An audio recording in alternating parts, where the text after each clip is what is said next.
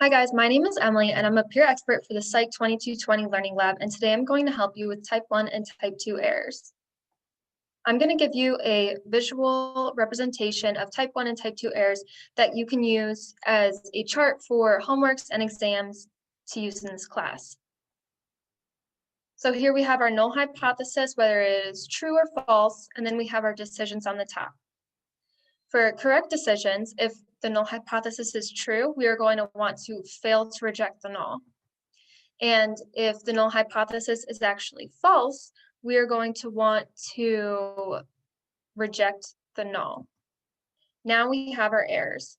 A type 1 error is when the null hypothesis is actually true, yet we reject it. And this is commonly known as a false positive.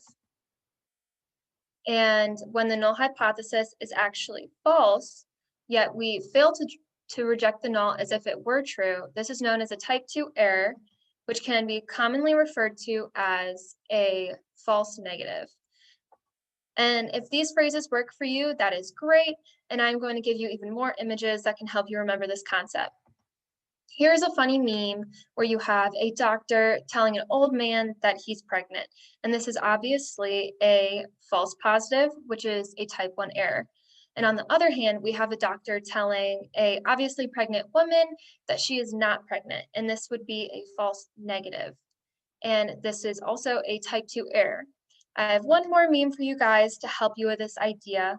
But if you have any more questions, please feel free to reach out to us. Thank you guys.